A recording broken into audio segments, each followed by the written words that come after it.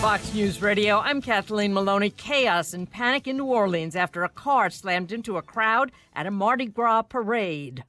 I believe that a car plowed into a crowd that was watching the parade. You can see the parade is still rolling right now down Carrollton right there. That's the corner of Orleans and Carrollton where it's making the turn. But there's the gentleman right here that's being taken away.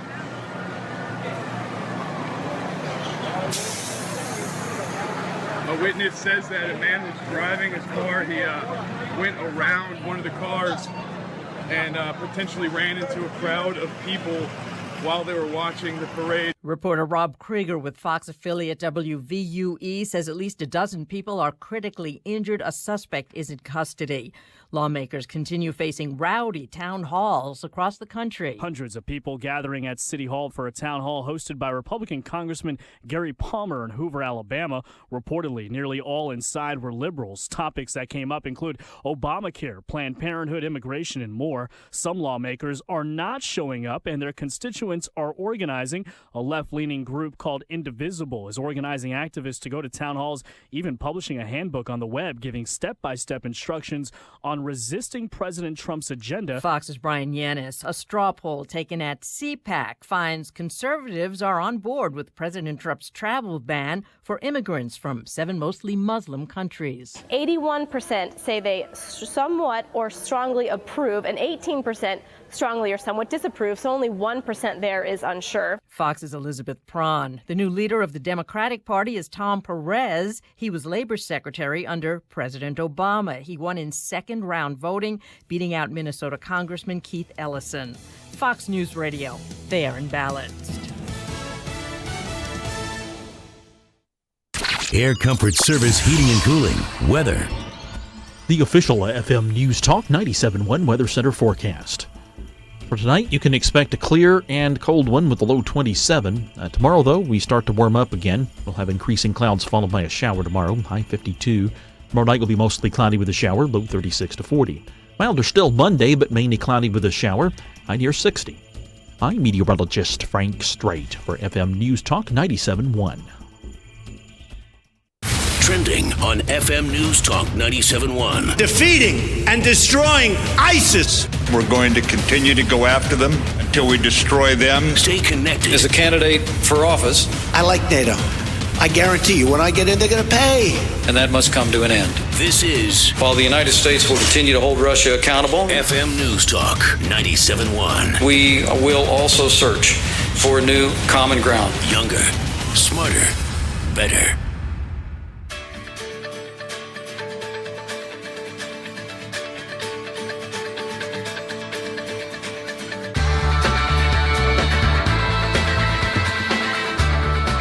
FM NewsTalk 97.1 presents Psych with Mike with Michael Mahon. Brought to you by Royal Gate Dodge. Royal Gate Dodge Chrysler Jeep Ram with the largest inventory of new Dodge vehicles in St. Louis. Visit them in Ellisville, Missouri or Columbia, Illinois. Online at royalgatedirect.com. This is Psych with Mike.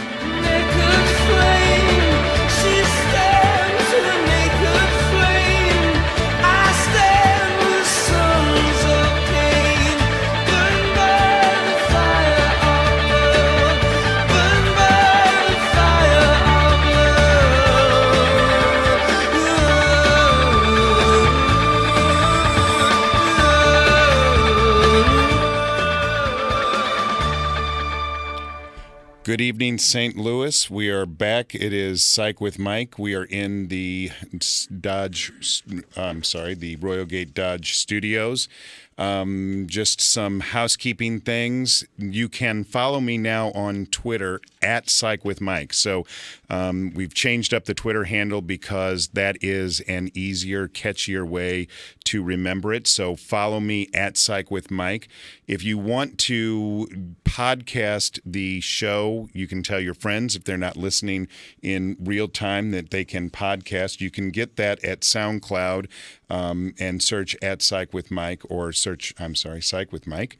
Or you can go to my website, which is michaelmahon.org. That's MICHAELMAHON.org.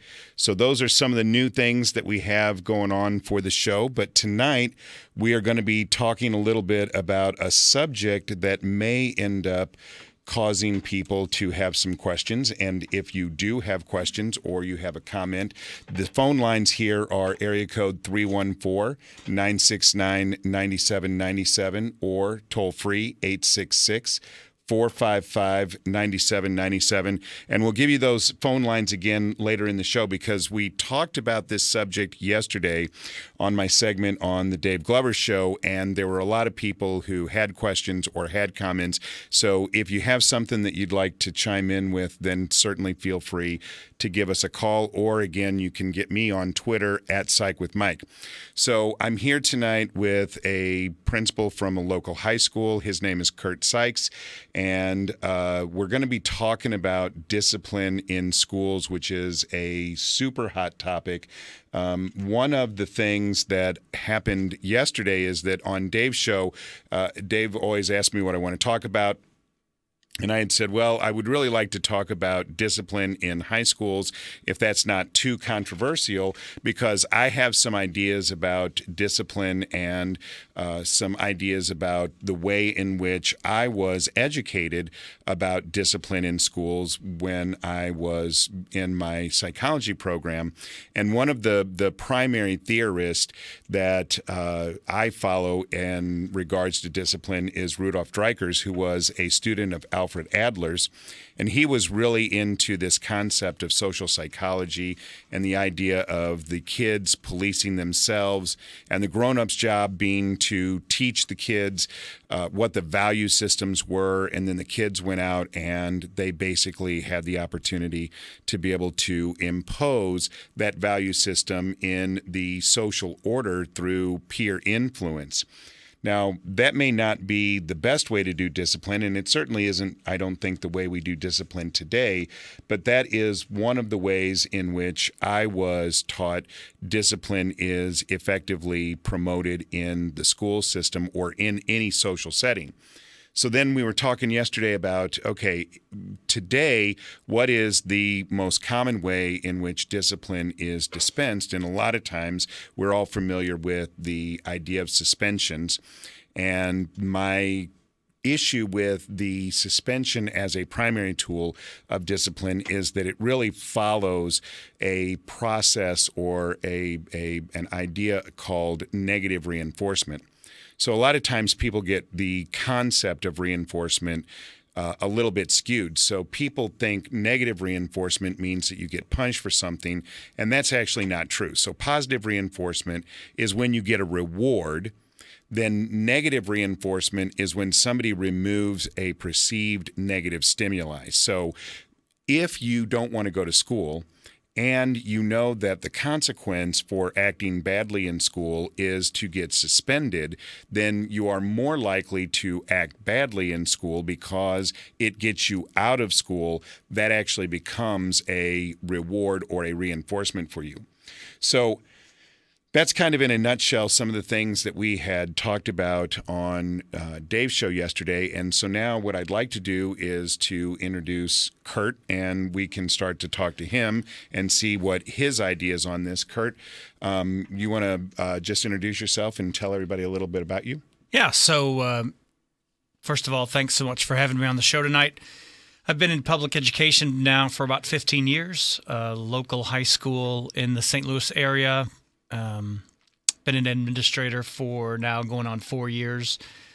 Was in the classroom for about 12 years. Mm-hmm. Also teach a little bit of adjunct at a junior college. So staying with the classroom a little bit, but also my main focus is an administrative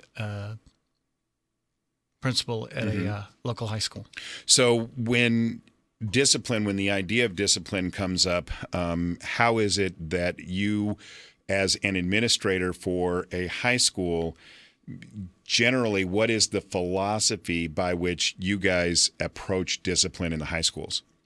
Well, it's funny. You go to school for this, and it's just like in public education. You get ready for teaching. They put you in the classroom. They give you your textbook. They give you your keys, and they say, go teach. Mm-hmm. Same way with administration. You go through the classes. You go through all the theories of what it should look like. You get there for the first day. You realize it's all out the window. It's nothing. Right. It's, every day is different. Every situation is different. The theories are great, mm-hmm. but my approach is that every student is different. Every situation is different. You can't really handle every situation the same. For me, I'm a big character ed advocate, mm-hmm. and for me, it's about building relationships. Really, for the entire administrative team, what I like so much about the administrative team that I work with, we all have that same philosophy. Mm-hmm. It's about getting to know the students, getting to know what's going on in their lives, and then dealing with the discipline. Mm-hmm. Because so many times, if you just take a minute to find out what's going on with the student and you get to the root of that problem, you understand why there's a situation that's happened in the classroom or in the hallways. Right. And you try to deal with that. So it is just a reality in our world today that kids come from broken homes. Kids have situations where the parenting at home is inconsistent, even when the home is intact, Mm-hmm. and there are two parents there.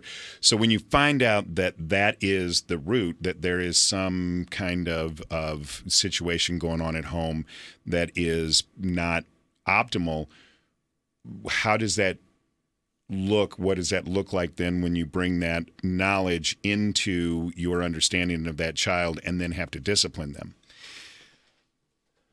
Once you start to understand what's going on in that student's lives at home, and you're right, so many of them come from dysfunction. And herein lies the problem. You sit there in the office and you talk to that student and you find out what's going on with them, and you have to go back to that staff member and say, Mm-hmm. look, I'm not going to throw them, because I agree. The whole concept of suspension. You kick a kid out of school for 3 days, 5 days, 10 days. They're missing that opportunity to, Mm-hmm. for education. And so we want to keep them in the classroom as much as possible. The goal is to help them stay in the Mm-hmm. classroom, but help them function within the classroom. Right, because you can't have a child who is being disruptive and making it harder for the other 24 or 26 children to be able to obtain information or knowledge. So you have to balance that. Yeah. And sometimes that may mean that you're going to have to do something to try and correct that child's behavior. For you, and obviously this is very different at the high school level than it is at the elementary school level. But for you, what is and I don't want to paint with a broad brush because I know every kid is an individual, but what are effective, I won't say what is the most effective, what are effective tools that you have as an educator to be able to discipline that child, to give them an opportunity to choose, because ultimately that's the goal, is to get them, encourage them to be able to choose different behaviors.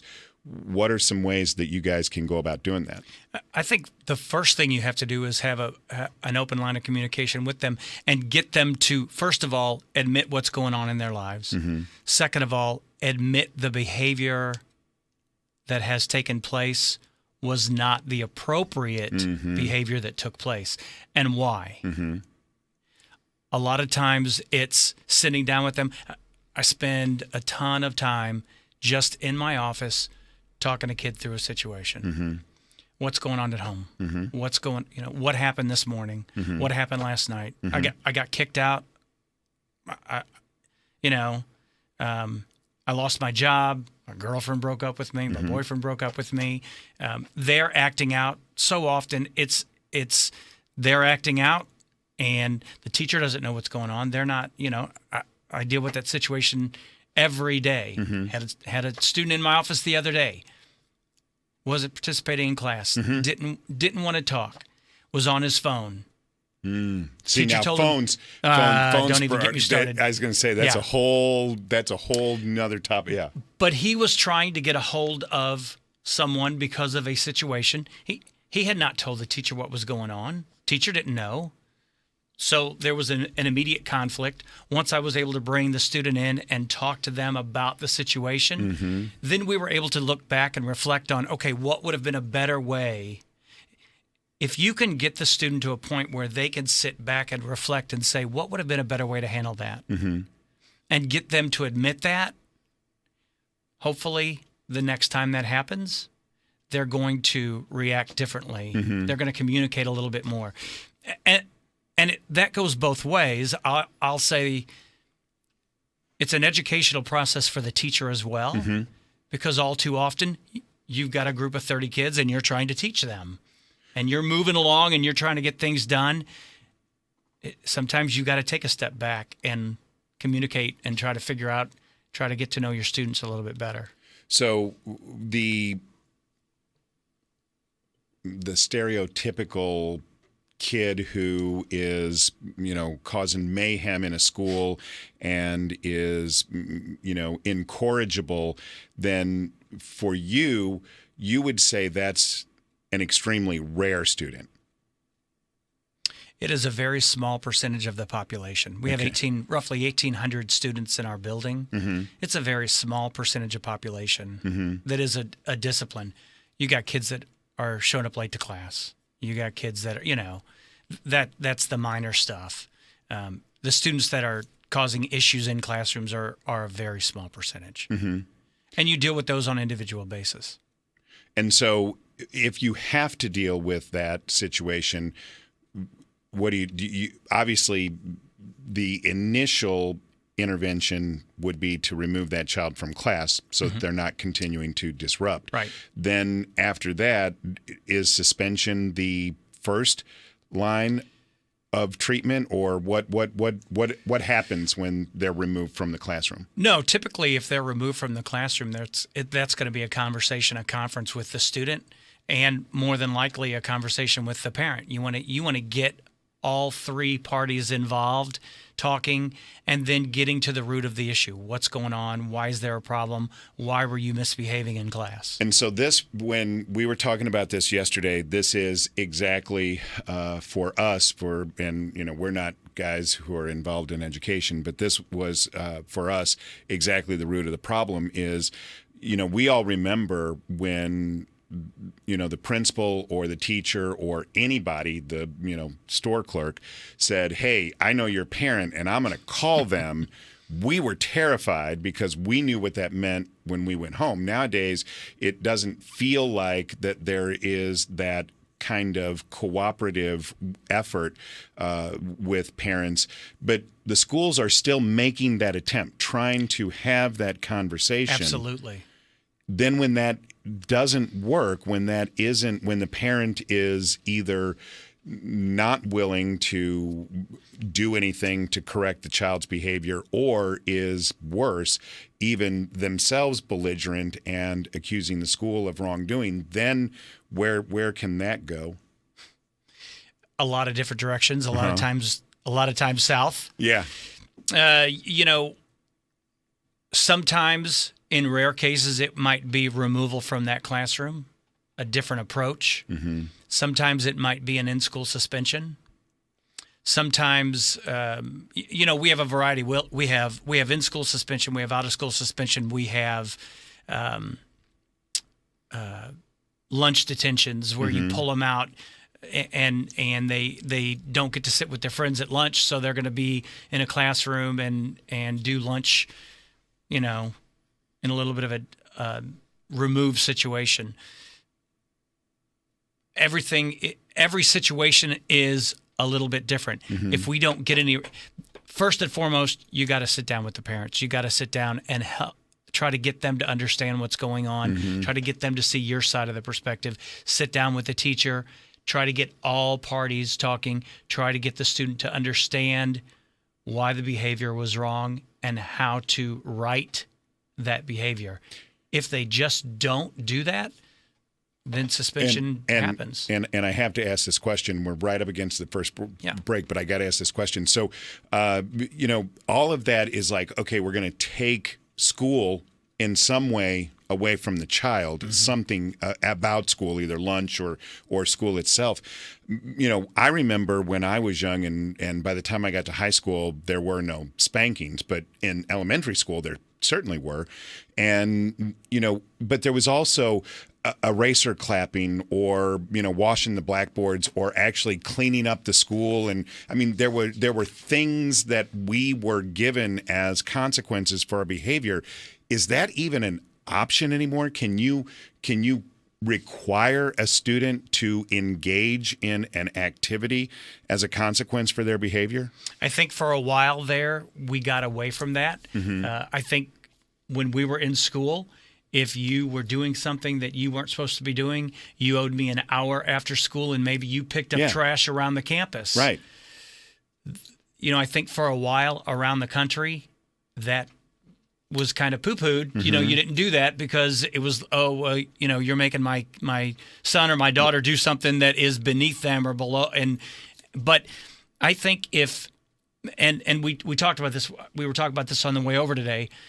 We had a meeting this week. We meet on a monthly basis with the rest of the administrators in the district, and we talked about, assistant superintendent talked about using discipline. If you waste 20 minutes of class time, you owe me 20 minutes of class time. Now, it may be after school or it may be before school, but you're going to repay me for the time you've wasted in class. So that's coming back? The idea of that is coming back? Absolutely. So we have to go to our first break. We're going to be back in just a few minutes with Kurt Sykes, who is a principal at a local local high school. This is a fascinating conversation, so join us when we come back.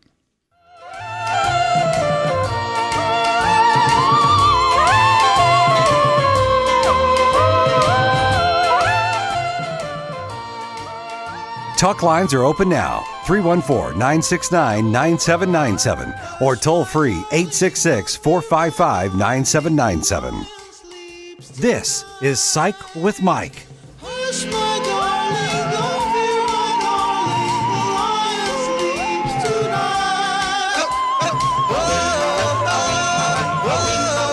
Very topical. The national, international news. Keeping you informed and up to date. U.S. news, world news, everything. Still considered my local news. St. Louis is home of Fox News. Get my news quickly, and it's much easier to get it on the radio. FM News Talk 97.1. If you or someone you know is blind from retinitis pigmentosa, or RP, there may now be light at the end of the tunnel. The FDA has approved a prosthesis system that provides some artificial vision for those blinded by RP. Known as the Argus II Retinal Prosthesis System and designated by FDA as a humanitarian device, this is the only FDA-approved treatment for end-stage retinitis pigmentosa. Find out more by calling 800-499-7620. 800-499-7620 to learn more about an FDA-approved system that restores some vision for those blinded by RP. Call 800-499-7620. Call now. Argus 2 is indicated for use in patients with profound RP who are 25 years or older with bare light or no light perception in both eyes and who have a previous history of useful form vision. Patients may not be eligible due to certain ocular diseases, conditions, or structures that could prevent the Argus 2 from working, or a successful implantation or adequate healing from surgery, or the presence of a metallic or active implantable device in the head. Side effects include conjunctival erosion or dehiscence, endophthalmitis, hypotony, retinal detachment, and dislodgement of the retinal tac. April 15th is right around the corner, and if you haven't filed your taxes or you're not planning to, you need to call me. Hi, I'm attorney Lance Drury with the Drury Law Firm, and my firm focuses specifically on helping people try to solve IRS tax problems. The IRS has the resources and thousands of agents looking for non-filers and taxpayers who owe money. When facing the IRS, there is no reason to go it alone. Come meet with us at the Lance Drury Law Firm, and together we'll take control. We've handled hundreds of IRS cases right here in St. Louis. When you call us, your first visit is completely free and confidential, and we'll tell you on the spot exactly how much it'll cost. So if you're facing IRS wage levies, bank levies, or tax liens, call the Drury Law Firm at 314-238-7360. That's 314-238-7360, or go to LanceDruryLaw.com. The choice of a lawyer is an important decision and should not be based solely on advertisements. declaring independence across the pond. This is the Free Market Minute with Tim Jones. Recently, the UK surprised every pollster around the globe and said yes to Brexit, deciding it was time for Britain to leave the suffocating demands of the European Union. Many pundits proclaim this will end the United Kingdom itself. Suffice it to say, the gloom and doom has yet to pass. Once the markets recovered from the initial shock, indices rebounded rather nicely worldwide. Thank you very much. As Daniel Hannan, the Conservative Member of Parliament, has pointed out, the EU is not a free trade zone. It's just a taxing union demanding more regulations, money, and centralized power. As its former colonies did 240 years ago, Britain now sees how important it is to retain your national identity. Without it, you cannot have economic freedom and prosperity. To learn more, go to newsdoneright.com. The Free Market Minute is a service of the Hammond Institute for Free Enterprise at Lindenwood University. The news of the day. Shame on Trump! Protect trans students! Every day. Transgender students to use the bathroom. I kind of live it every day. Pipeline protesters in North Dakota. Leave. St. Louis's FM News Talk. A loud group disrupting something for media attention. FM News Talk 97.1. I've only been here for 4 weeks, so I can't take too much of the blame for what's happened. Younger, smarter, better.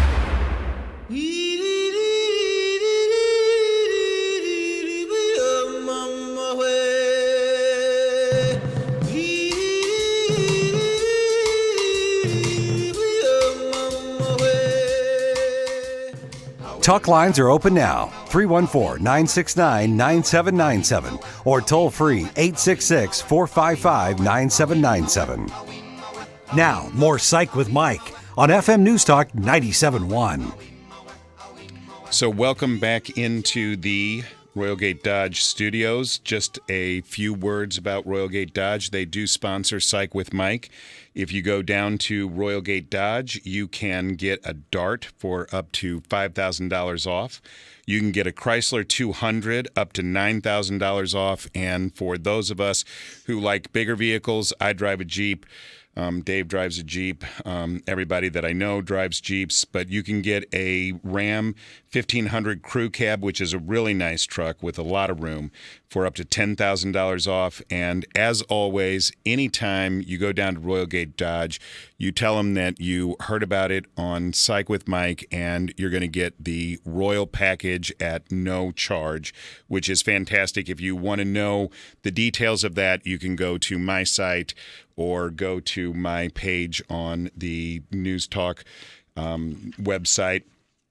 So let's get back to this conversation about high school discipline. We left off at a place that I find fascinating, and that is this idea that there was a time in memoriam, and I tell people that when I was going to school, Tyrannosaurus Rex did not actually live on the face of this planet. He actually died 2 weeks before I started school.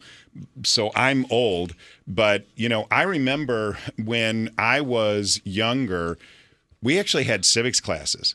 Mm-hmm. And citizenship classes where you would go and you would have to hand a pen or a pencil to another student, and they would say, "May I have a pencil, please?" And you would hand them the pen, and they would say, "Thank you," and you would say, "You're welcome." And we actually had whole classes where you were taught etiquette and protocol. And then in the 70s, when the value-free education movement started, they started saying, "Oh, well, you can't require people to start, to be saying those things or doing those behaviors, because what if their value system is different?" I'm like, well, like they have a value system where it's wrong to be polite. I don't, why is that? But people felt like that was important, that you couldn't do that anymore. And I don't see us doing that, and I think it has had an impact on the way that we behave. Now, I don't know of any statistical studies that would prove that conclusively, but you see it. You're on the front line every day. Do you think that matters, the idea of teaching people to be good citizens? Oh, absolutely. And I'm a huge advocate, as I said, of character ed, and our district has used character education for years.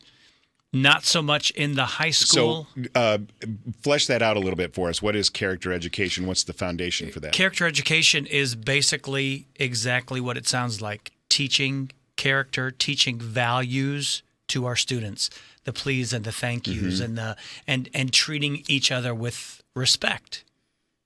And so what does that curriculum look like?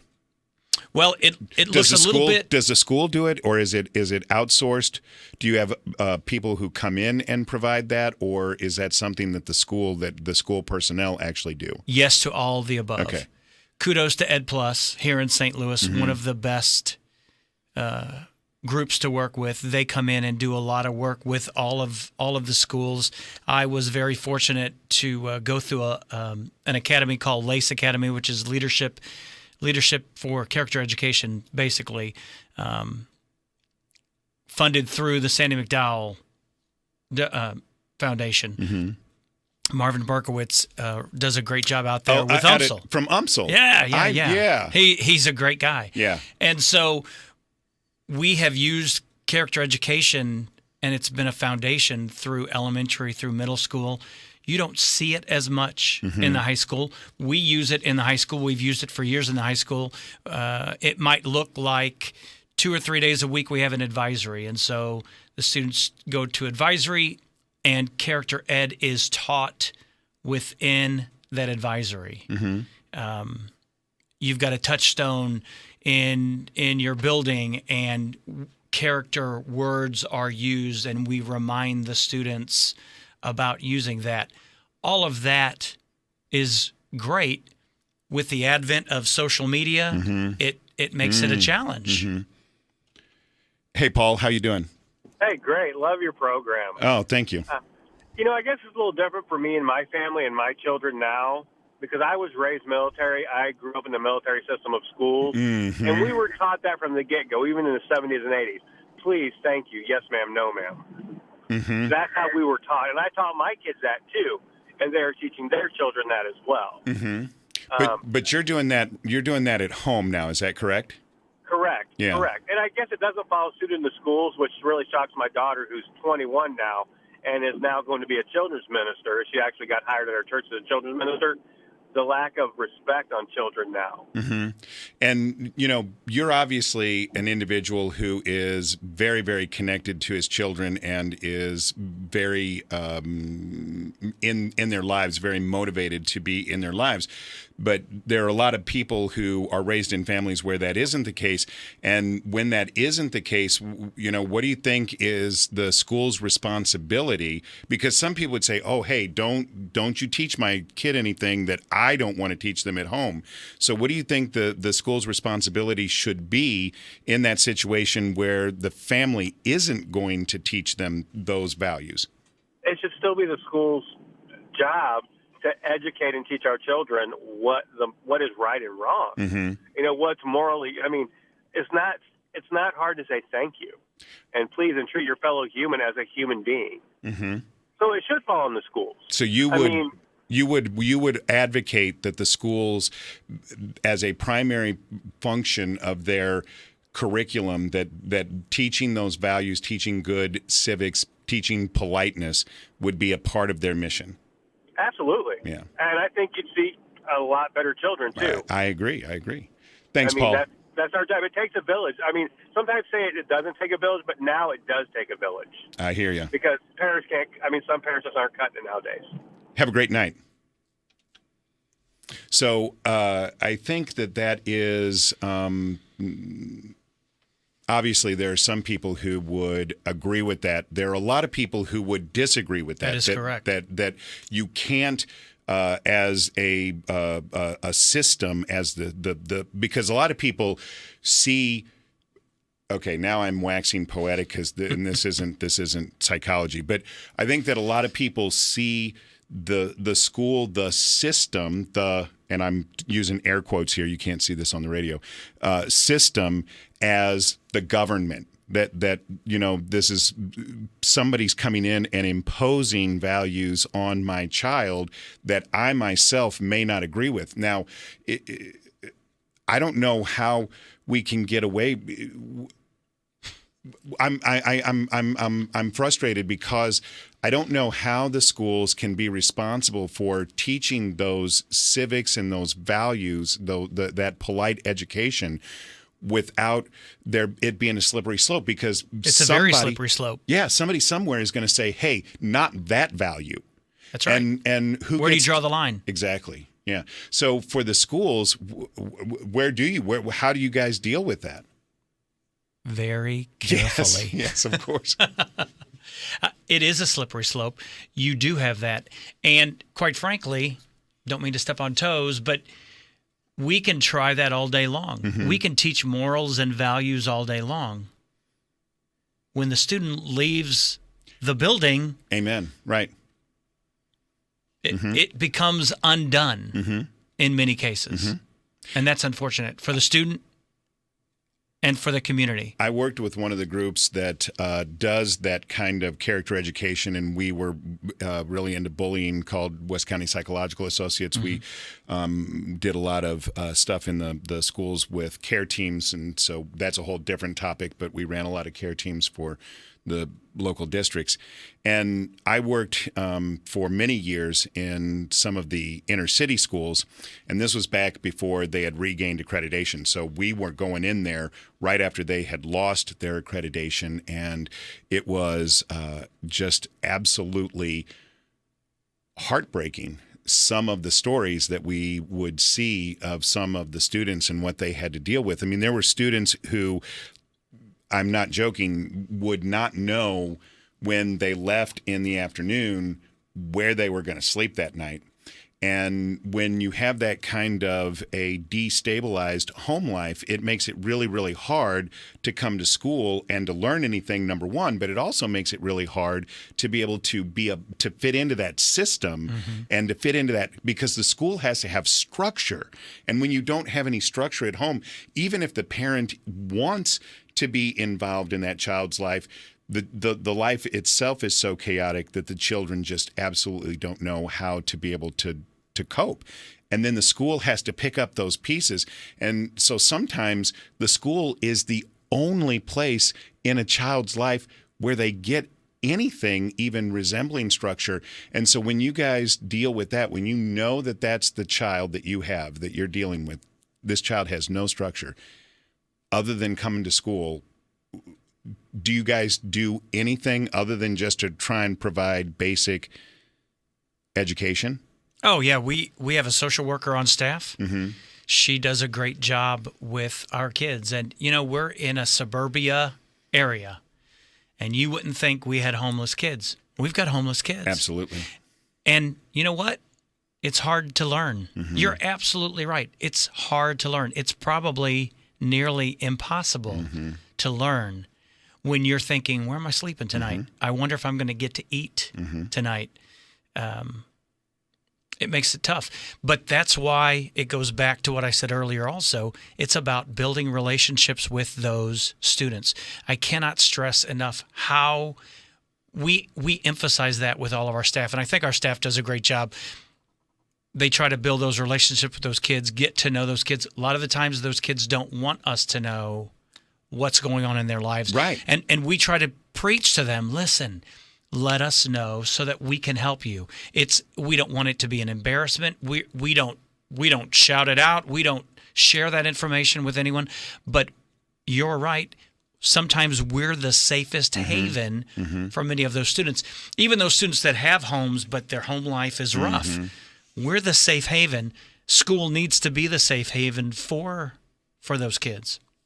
All right, we got to go to our second break. We will be back in just a few minutes, and we will have the third segment with Psych with Mike.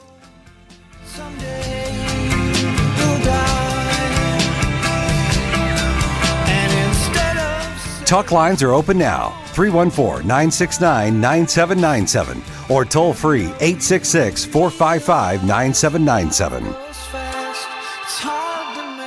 This is Psych with Mike. You realize the sun doesn't go down. It's just an illusion caused by the world spinning round.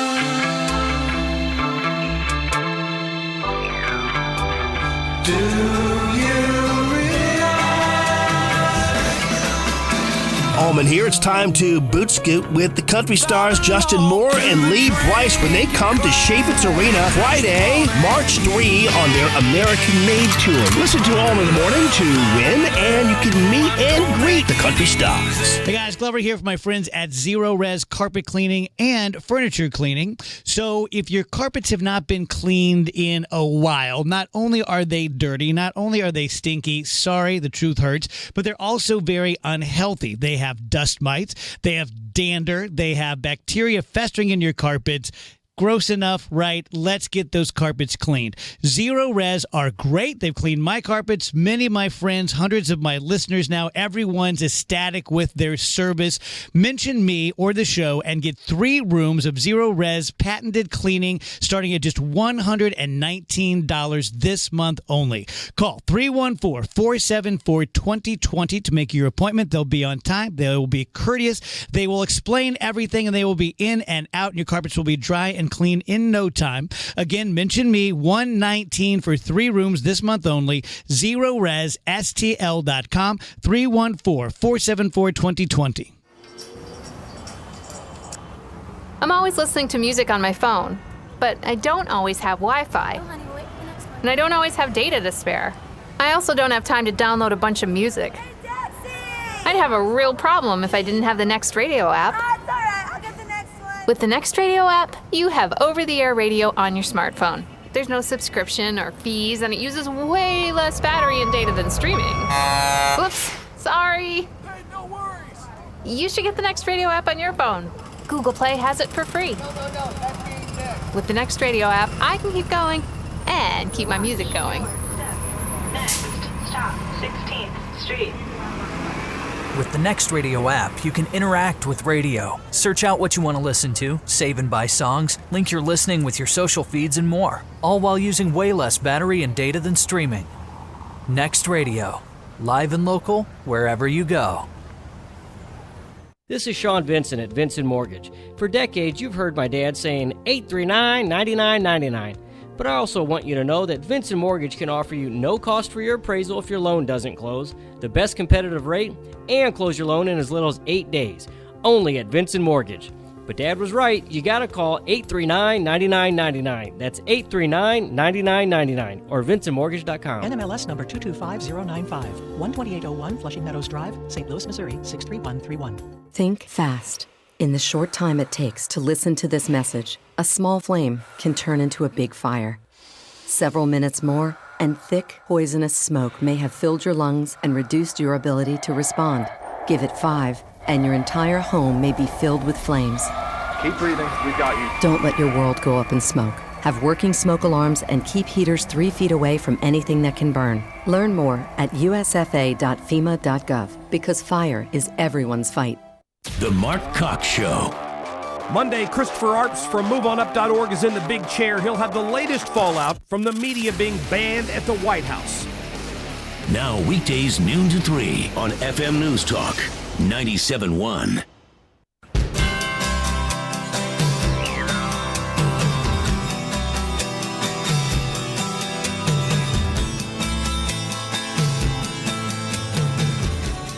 Talk lines are open now, 314-969-9797 or toll free 866-455-9797.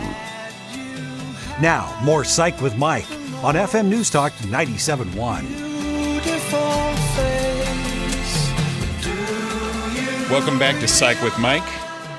Welcome back into the Royal Gate Dodge studios. So we're going to get back to the discussion in just a second. We're going to hit social media because this is something that is absolutely explosive and is different from when I was in school. But before we get back to that, just a quick brief message about Herbies. So I've been talking about this for a while. I told you guys that I was really into the ambiance and the vestiges of Herbies and how cool it was, which is true. It is absolutely very, very cool. But I have to tell you about the food. So I had told you last week that the last time I was there, I got the Dover sole. It's one of the biggest sellers. It is fantastic. Some of the other great things on the menu are the braised short ribs.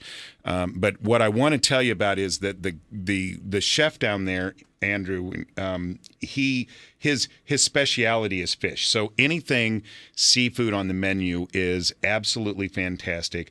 But Aaron Teitelbaum, who is the owner, has developed this new red velvet donut, which apparently is to die for. So everybody is talking about the red velvet donut. So if you go down there, tell him that you heard about it on Psych with Mike, that Dr. Mike Mahon sent you, asked for Aaron Teitelbaum, and he is going to take absolute care of you. Herbie's in the old Cardwell location down in Clayton. It couldn't be a better locale, just absolutely waiting with bated breath for the weather to change so we can go out there, sit on the patio, and enjoy that new fire feature that they've got down there. So we're going to get back to the conversation now. And one of the things for me that is very different from when I was in school is social media.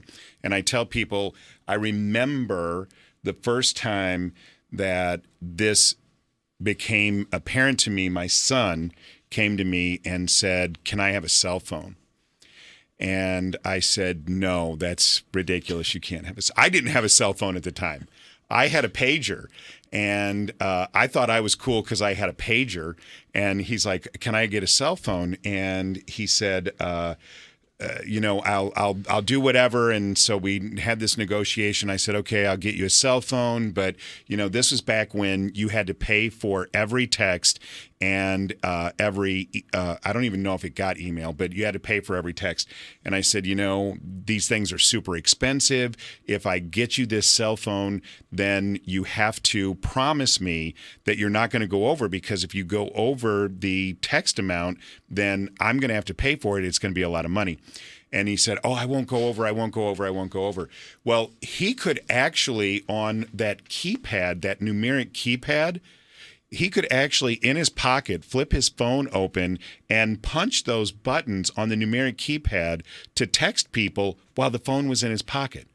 I mean, it's an amazing feat to be able to do it. But so he went over the first month, he went over by $500 of text. I lost my freaking mind. Right?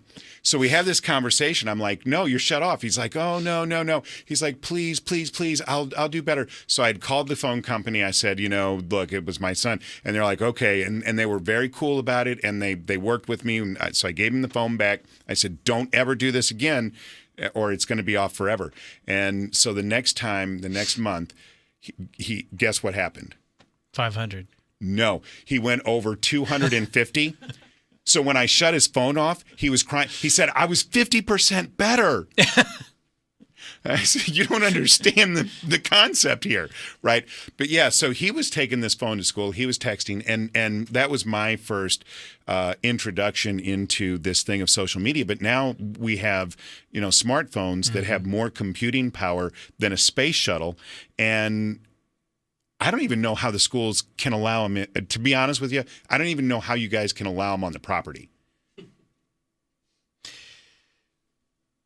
Well, there's two lines of thought. So we are a Google school, meaning our classrooms utilize the Google Classroom setting. And so our teachers will put everything online, which is great because if you miss class, you can pick up everything you need and you don't skip a beat. I hear you. They can put assignments on there.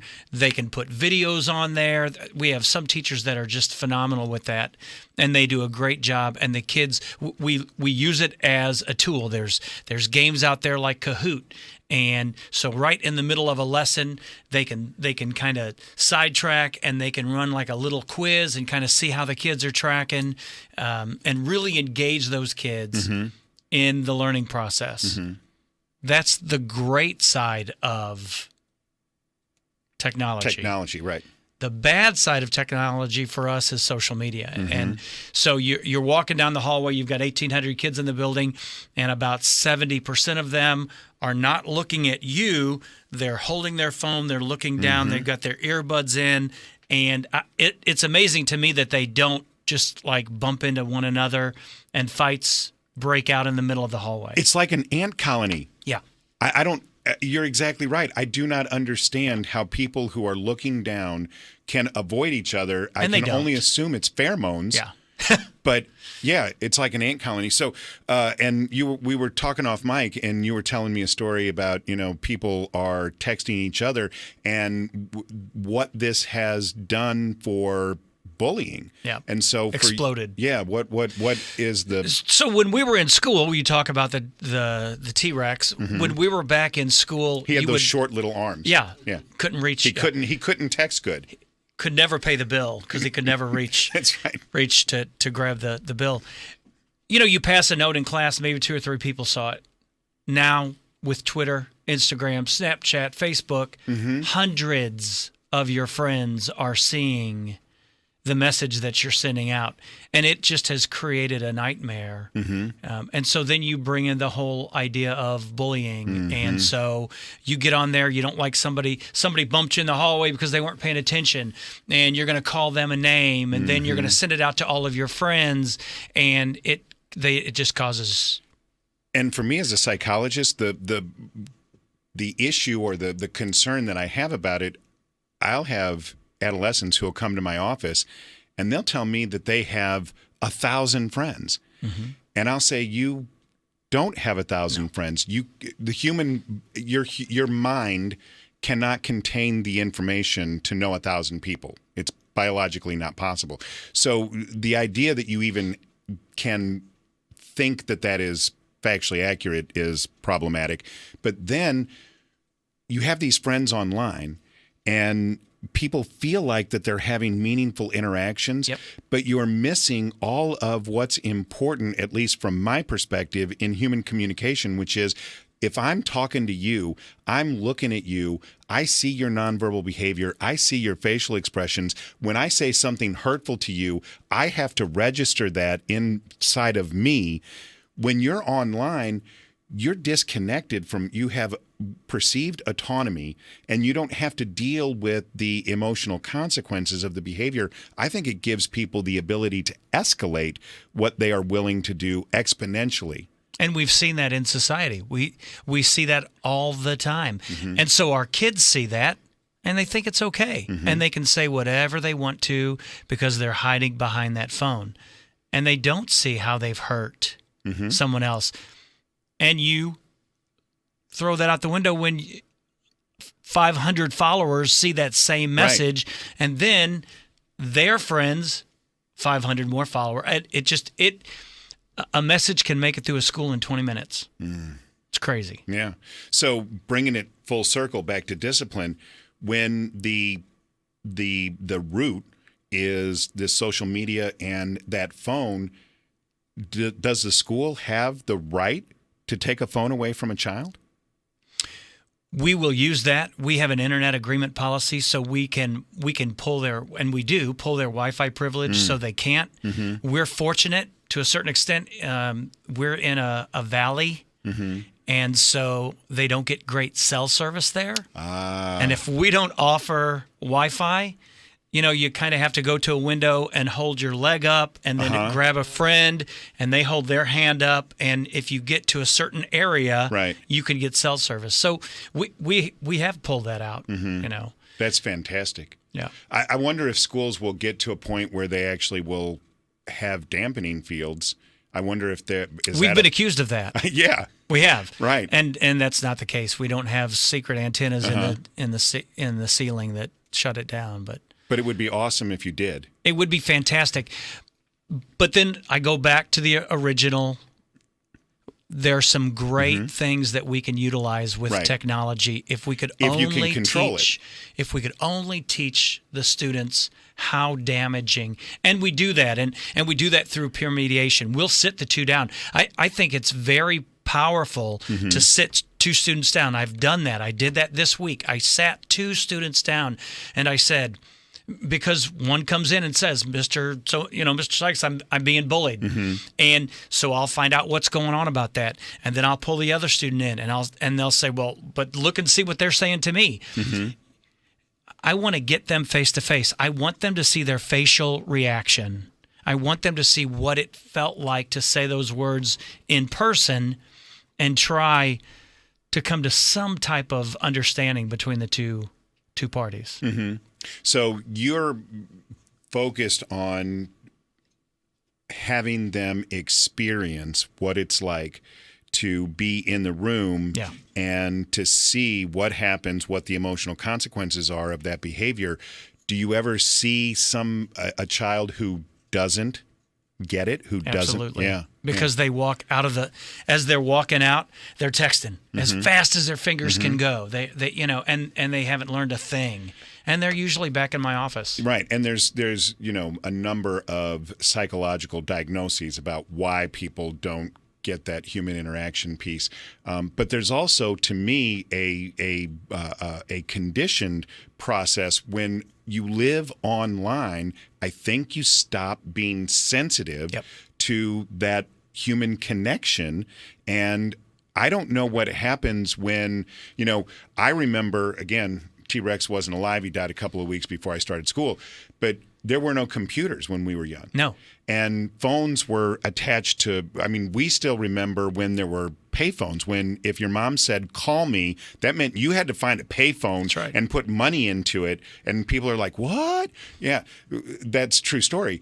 And now we have this entire generation that's been brought up in the digital world.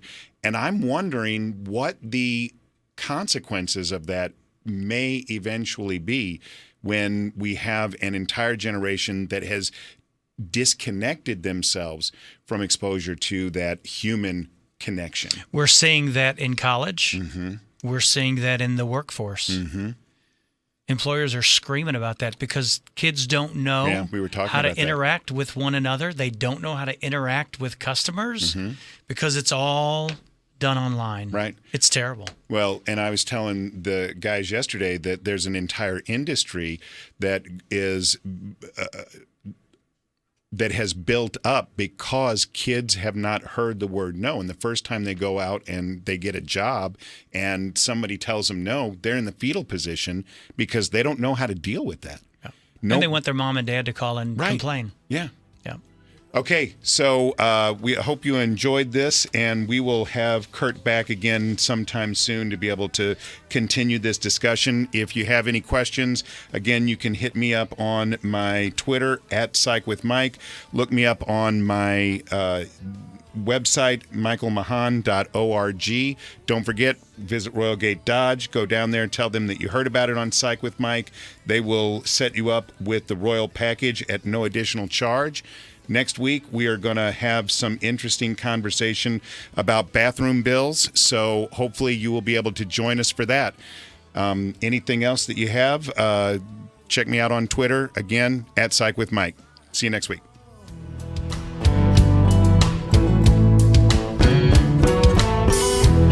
Hey, at our startup, my team and I move at the speed of tech 24/7. Bottom line, I just want the news that matters. So I turn to my local radio and TV stations. I want to hear from people who live and work in my town, people I know and trust, for the best entertainment, sports, news,